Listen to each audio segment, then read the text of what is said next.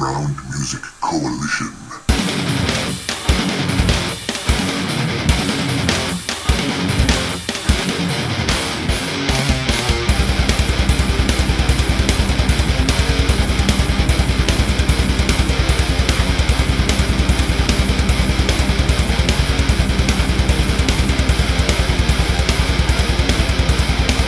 This is the Underground Music Coalition podcast with Joey Ash's Southeast and Gulf Coast admin here at the UMC. We're back again after a lengthy hiatus and here to introduce you to some more UMC bands. Right now I've got Ritchie on the line from Gravehuffer with me. How you doing, man? How you been? Pretty good, Joey. How are you today? I'm trying to make it, man. So on the business, man, first question I want to ask you, and I'm sure you've been asked this a million times, is when and how did the band start? Well, we actually were in a band, the three of it. Well, me, the drummer, and the bass player. We started in a band called Initial Detonation. This would have been about 1997, something like that. We've been playing together for a long time. And this was like a crust punk, anarcho-punk kind of band. And we did that for 3 or 4 years. We did a couple tours, released a couple 7-inches, and stopped doing that about 2000, 2001. And then I kind of stopped playing music. I got married and had kids and stuff. About 2008, Mike, Larry, and James had started a band like the year prior, I believe. And Mike switched to guitar, and Larry was still on drums. And then James, he was doing the vocal setup there. And they were doing like these kind of like this hard punk kind of thing. It wasn't really much of a metal thing going on, but they had an issue with the bass player at the time, and so they got rid of him. And then they called me and, hey man, can you play guitar? And I was like, yeah, I'm not doing anything, you know. So Mike switched back to bass, and then we started writing songs like straight up. It was about summer of 2008. We did that for a couple months, and then we started playing shows. And we actually started out with the name of Crom, which is the god in Conan the Barbarian. I don't know if you're familiar with that movie or not. But, Hell yeah. Yeah, and so Crom is his god, so we thought that was a cool name. Well, it started getting confused with there's a bunch of bands called Crom out there, so we ended up changing the name to Gravehuffer in like 2012, I think, early 2012. So, yeah, that's kind of where it all started. But we've been jamming together for a long time. So there you go. Cool. Where have you recorded your most recent releases? And why'd you choose a particular studio and producer that you have? Well, we've actually recorded that one. It was at our drummer's house. He's got a little studio there and a computer program and interface and all that stuff, and he's got like a nice separate room for it. So that was about an hour south of where we're at, and so we just recorded it, and it was like an old house built in like the 30s or 40s or something, old farmhouse. He lives out in the sticks. I mean, it's like way out there, and we like to think that contributed to the vibe of the material. So yeah, you'd look outside and you'd see nothing but freaking forest and stuff, you know. So it was pretty cool. But yeah, it was recorded there. Took us probably, I'd say about a year off and on, recording, mixing, and mastering. So yeah, that was definitely an adventure to say the least. Yeah, it sounds like it would add a kind of a creepy vibe to it, being all alone out in the sticks like that. The thing that was kind of cool about it is like we would drive there, and it'd take an hour to drive there. So we'd talk about what we were going to do as far as recording and all that. We get all that out of the way driving up there or driving down there or whatever. And so that was kind of cool in a way. So when we got to his house to start recording, we knew how we were going to do it and what songs we were going to tackle and all that stuff. And so the limited time that we usually only had about 3 or 4 hours at a time to do it. So we were able to just knock it out and not bullshit around, for lack of a better term. So But yeah, it was a lot of fun recording out there, and it added to the ambience and the vibe of the recording for sure. So this album is definitely more cohesive, I think, than the one prior. So I don't know. I think our mindset was a little more focused, and I definitely think it reflects on the recording. Hell yeah, man. That's awesome. Thanks. Okay, so I reckon right about now would be a good time to let these people hear what you're all about. So, without further delay, what is the first song you got for us today? Yeah, let's do Destroyer of Worlds. Destroyer of Worlds. All right, what can you tell me about this song? That was a song that we wrote. It's been around for probably 2 years or more. It was one of the very first songs we wrote for the new album, that one and Gravehuffer. And it's definitely the most metal song we have. A lot of our stuff is kind of like metal / punk, thrash, sludge, kind of a mishmash. That one definitely has most of the metal kind of throughout. It was one of the things I brought to the band like pretty early on. And as far as the subject matter, it's our singer James writes all the lyrics. He wrote it about Robert J. Oppenheimer, who helped invent the technology for the world's first atomic bomb. And it's written in the perspective of through his eyes, and he was pretty conflicted about it. And Destroyer of Worlds is a direct quote from him. And I guess when he saw the testing of the bomb at the Trinity test in, I believe it was New Mexico, he said the only thing he could think of was a quote from Bhagavad Gita, which is a Hindu god. And I guess he assumes his multi-arm form, and he tries to impress the followers. And he says, "Now I am become death, the destroyer of worlds." And so he was pretty conflicted about it. He wasn't, the technology was, it's amazing, but not, it's just one of those things where it's a controversial subject, and we're not necessarily, we're just putting it out there, the facts, what happened, and there's no really opinion on it. It's just, this is what happened. That's how it transpired. And you can think however you want to think about it. But, James decided to write it through the inventor of the technology's eyes. And it's pretty interesting. Musically speaking, like I said, it's more metal. It's kind of got an Amon Amarth kind of like Swedish metal swing kind of vibe to it with 2 guitar harmonies. And then it kind of dips into a thrashy kind of thing in the middle. Yeah, I definitely got that kind of vibe from it. Yeah, it's a lot of fun to play live. We like to open our shows with that one a lot of the time. So yeah, there you go, man. All right, ladies and gentlemen, this is Destroyer of Worlds.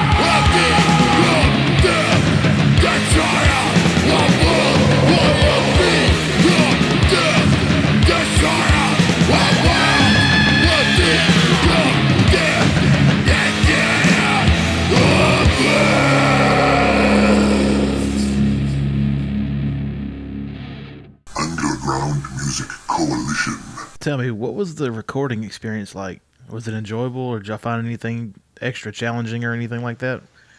Yeah, both. It was enjoyable but challenging. It just kind of depended on the day. We would just record on weekends because everybody's got day jobs, and we usually record on like a Sunday or something. We record about 3 or 4 hours at a time because any more than that, and you kind of get, or at least we would get kind of burnt out. So we tried to keep it exciting for everybody. But yeah, it was enjoyable, really, for the most part. There was a couple of instances like where Mike had to retrack all of his bass parts. Oh no! so that kind of sucked, but he nails them though. I mean, he's a pro, and he nails them quick. I mean, he probably could have nailed all 11 songs in one day if he wanted to. Hell yeah! But yeah, we recorded the bass tracks, and there was just this weird kind of noise that we kept hearing, so we had to re-fiddle with the settings, and we ended up using a different mic or something. I can't remember exactly what we ended up having to do, but that was an example of the challenging aspect.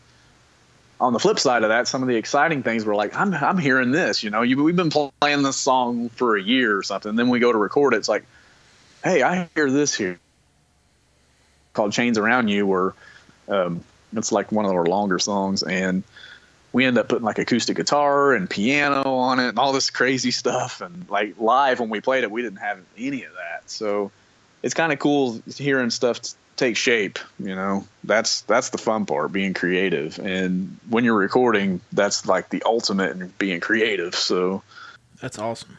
So tell us about your most recent recording. Is there a concept for the album, or where did the album title come from, or whose idea was it, or something like that?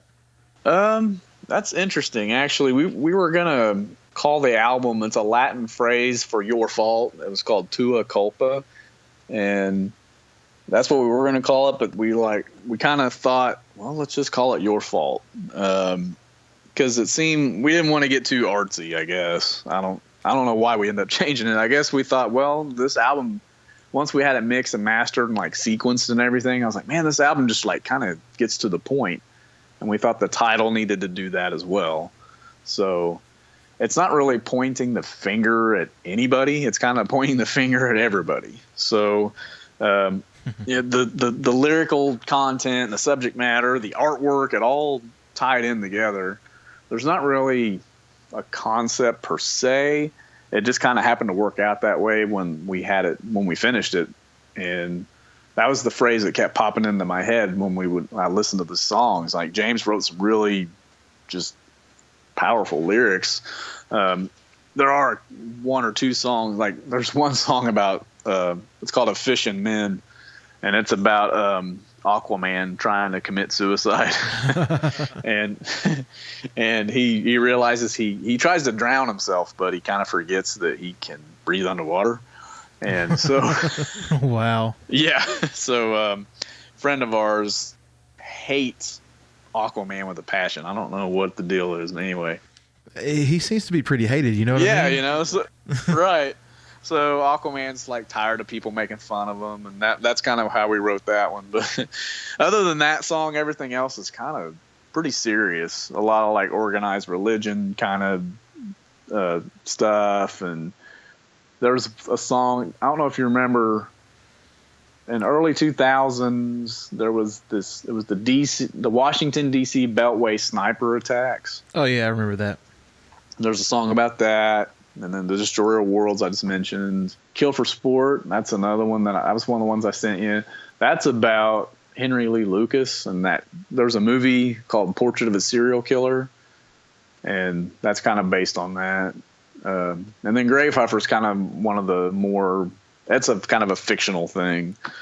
We thought it'd be cool to have a song called Gravehuffer, kind of like Black Sabbath has a song called Black Sabbath, and Iron Maiden's got a song called Iron Maiden, you know. We thought it'd be kind of fun to do that. But yeah, other than that, yeah, I hope that answers your question. But oh, yeah. It's like you guys seem to put a message out in your music that is a lot of stuff that people wouldn't normally learn in mainstream and need to know. And that's right up my alley, you know. Right on. Cool. So do you guys have any videos, music videos, lyric videos? Yeah, we do. We've got 3 for this album. Our bass player, Mike, he can draw. He's a really good artist. So, for instance, the Kill for Sport, I keep going back to that one.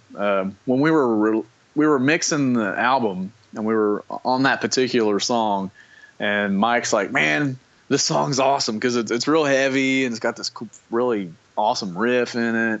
He's like, man, this song reminds me of like a Zamboni, that thing that cleans the ice on the hockey rink, just like, but it's in a graveyard, like sucking people out of the grave and spitting them out.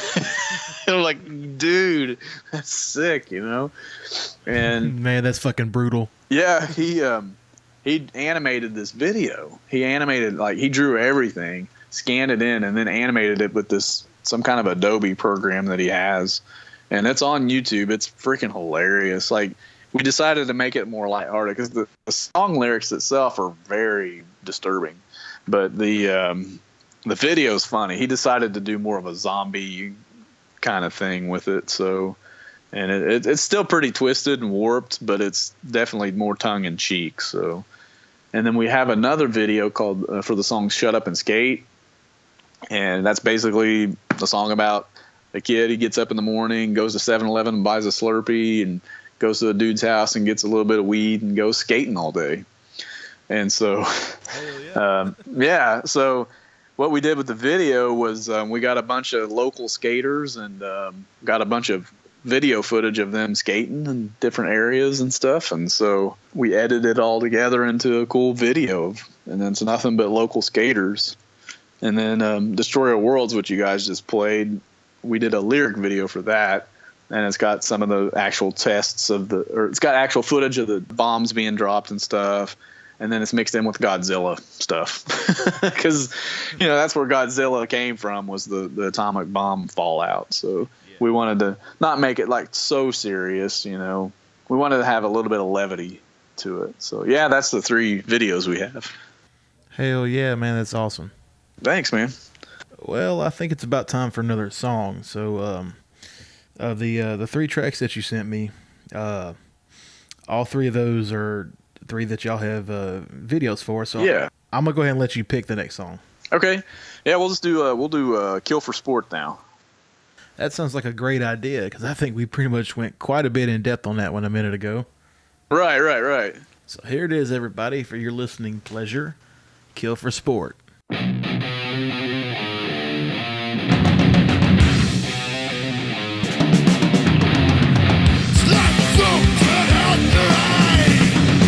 Chopping cords will strike the pain.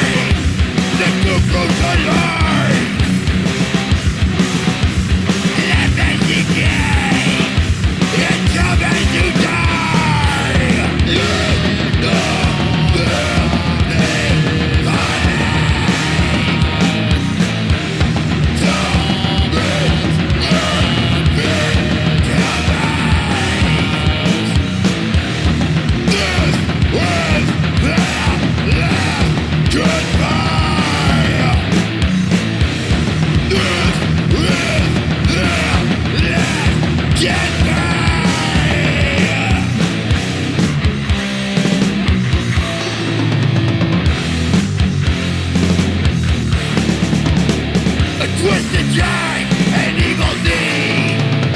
Angel of death, you make the city bleed. Cut through the flesh, punching the vein. Watch them bleed out, enjoy the mess you made.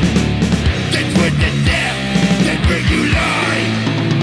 You cannot stop until it's killing time.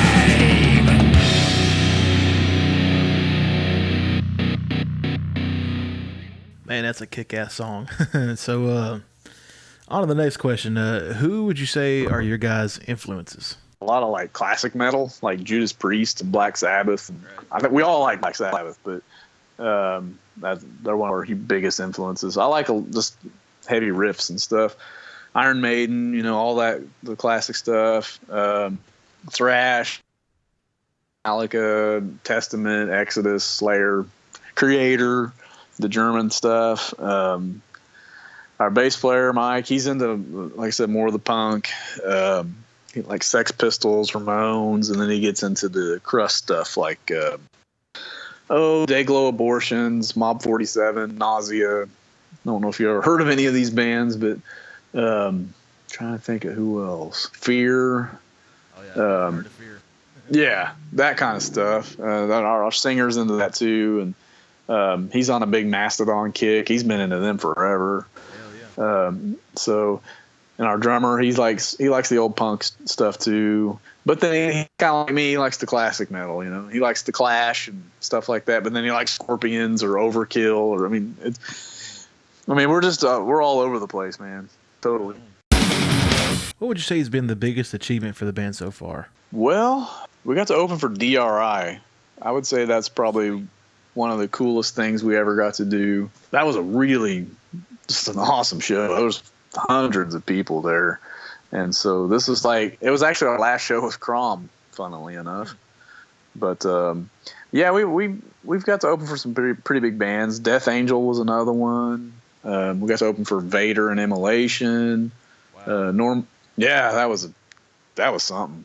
Norma Jean and the Mentors, and we've got to play with some cool bands. I think one of our main goals was always to put our album on vinyl, and that's getting ready to happen. So that's awesome. That's kind of the immediate goal. So that'll probably be definitely the big feather in the cap. I do have to tell you one quick thing. I was just thinking, you asking me about achievements. This is more of like a cool story, bro, kind of thing.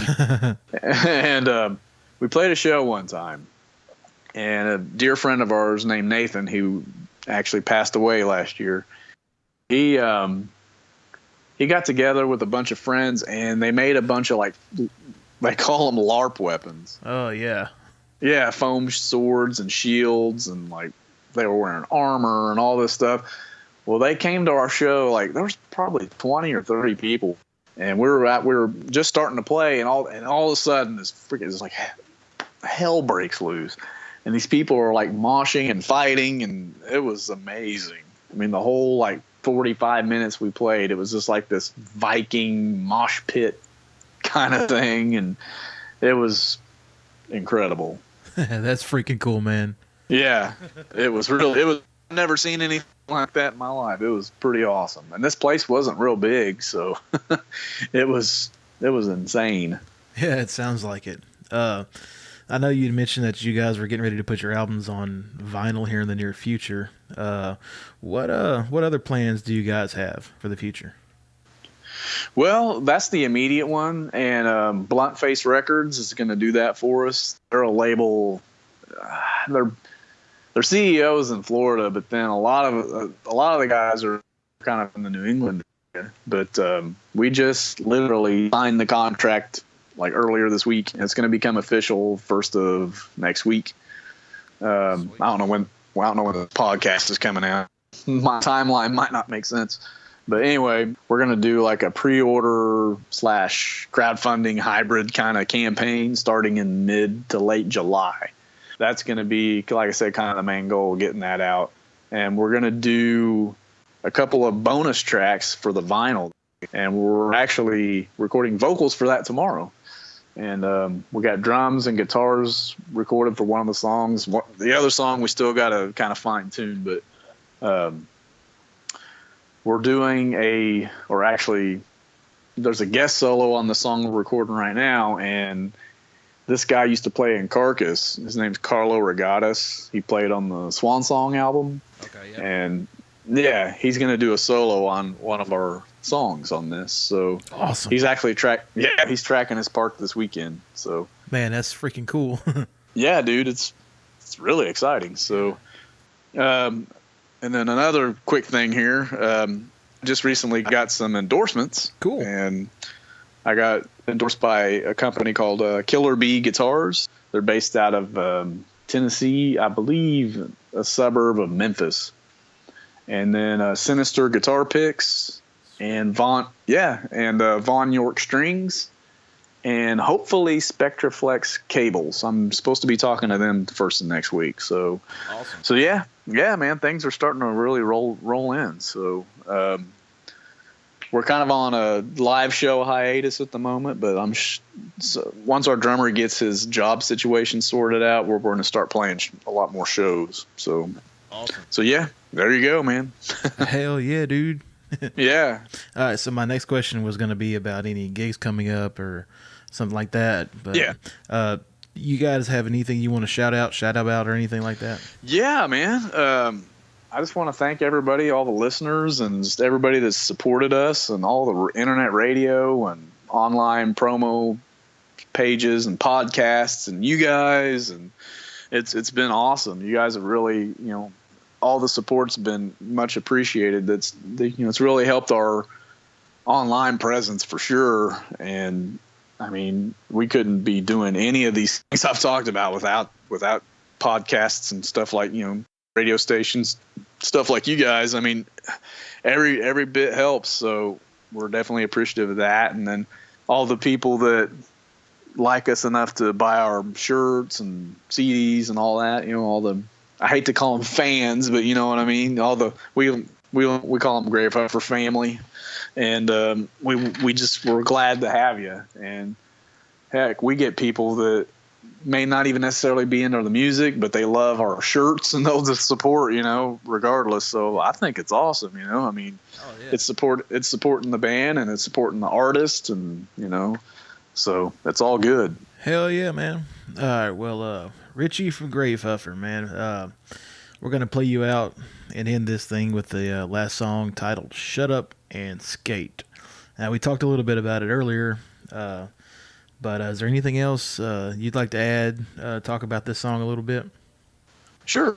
Our bass player, he wrote that song. That was like one of those things where he came in with the idea. Like he had a really good plan for that one, I guess. He's like, man, I got this song. I know exactly how I want it to go. And it's kind of one of those rare occasions where he wrote the entire thing on bass. It almost didn't make the album because it was funny. He wrote it, but when it came together, he's like, man, that doesn't sound like us. I'm like, that's cool, man.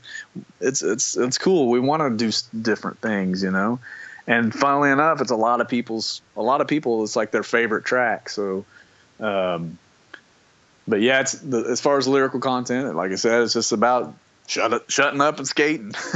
Our bass player is a big skateboarder, and I was too. And our singer, funnily enough, was not into skating whatsoever. But Mike was like, I want you to write a song about skating. And James was like, okay. So Mike gave him the idea, and then James wrote the lyrics. And then we got together and just knocked it out. And it turned out to be, like I said, it's actually a pretty catchy tune, So, but still thrashy and badass. Right on, man. All right, ladies and gentlemen, everyone listening in, I encourage you to go to YouTube and check out these super awesome videos, because that's what I'm about to do, right? Hell yeah. So thank you all for listening in to this UMC podcast with Ritchie from Gravehuffer, and enjoy this last song.